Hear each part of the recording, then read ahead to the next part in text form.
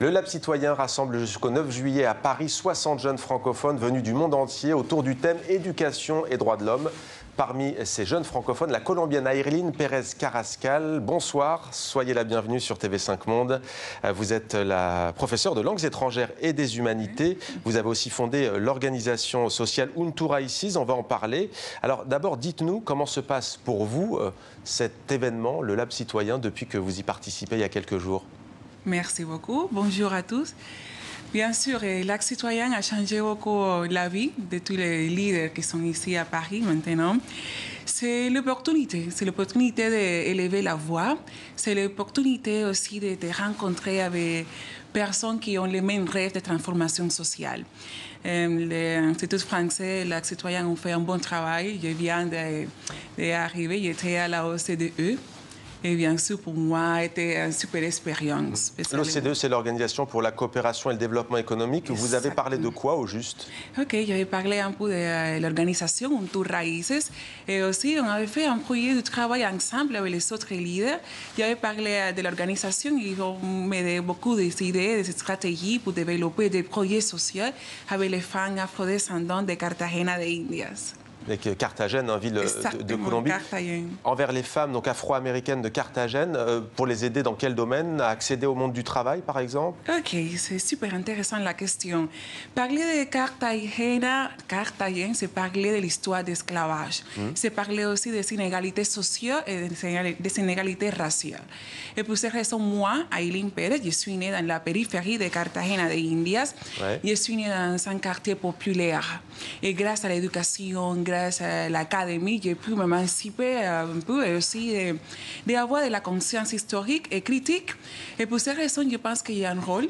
Et le rôle, c'est de construire l'organisation Untu Raíces, commencer à travailler pour les femmes afrodescendantes de Cartagena de Indias, à travers de l'éducation, bien sûr. À travers l'éducation. Et la participation politique active, parce qu'on ne doit pas parler des activités sociales, des inégalités, sans parler de la participation active politique. Il faut être actif en politique pour avoir des résultats concrets d'un point de vue socio-économique. Et vous agissez aussi en Afrique, justement, avec votre fondation Untu Raíces. Quelles sont exactement vos actions et dans quel pays d'Afrique travaillez-vous? Ok, parfait, c'est comme ça. Et quand on parle de l'exclusion socio-raciale, on doit aussi parler du renforcement de l'identité culturelle. Et qu'est-ce que c'est l'identité culturelle? C'est de rencontrer avec l'autre sûr. Qu'est-ce que c'est l'autre sûr? C'est l'Afrique. C'est l'Afrique et pour ces raisons, on a fait beaucoup de partenariats avec les organisations des femmes de Mali, aussi du Congo. Et bien sûr, la langue française a pris beaucoup d'engagement dans ce moment parce que c'est l'unique façon comme on peut parler aussi, on peut être connecté avec les autres personnes de l'Afrique. C'est la langue française qui connecte la Colombie et vous notamment avec l'Afrique. On a vu des images aussi à l'écran défiler. Il ne s'agissait pas d'Untu Raíces, mais il s'agissait d'un autre projet que vous menez avec la Fondation Enfance 2 sur 32 France-Colombie qui protège les droits de l'enfant. C'est quoi le principe au juste auprès des enfants là? Oui, ça a été une super belle expérience. Ça a été la première expérience, la deuxième expérience que j'ai eue avec une organisation sociale de base que ça a été à Pereira, en Colombie. Et la Fondation Untu Raíces, la Fondation Enfance 232, ils travaillent pour développer les droits humains, spécialement focalisés aux droits des enfants.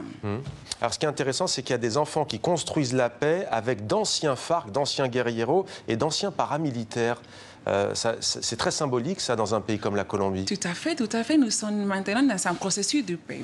Et aussi, quand on parle du développement social, aussi, on parle des victimes du conflit armé, des personnes victimes du paramilitarisme, tout comme ça. Et ce qu'on doit faire, c'est de travailler avec ces victimes.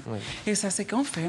Il y a un président qui a gagné l'élection présidentielle et qui veut, semble-t-il, remettre en cause, il l'a dit, revoir le traité de paix signé avec la guérilla. Ça vous inquiète, ce président qui va venir prendre le pouvoir, c'est Iván Duque?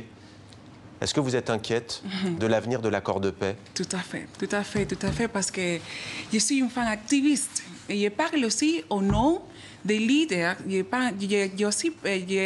parle aussi au nom des victimes du conflit armé. Et de ceux qui n'ont pas la voix. Je parle aussi au nom des leaders qui sont assassinés dans cette année. Ils sont plusieurs des leaders qui sont assassinés. Et bien sûr, ça m'inquiète beaucoup, mais il y a de l'espoir. Il y a de l'espoir aussi, de l'espérance que moi, comme femme, comme leader, on doit commencer à faire la transformation sociale. Bien, la partie politique, c'est un peu fort de parler, ouais. mais bon. On a compris la démarche. Mais bon, le plus important, c'est qu'il y a un mouvement de gens qui sont très engagés pour les prochaines élections et on va faire beaucoup de choses. Oui, les changements.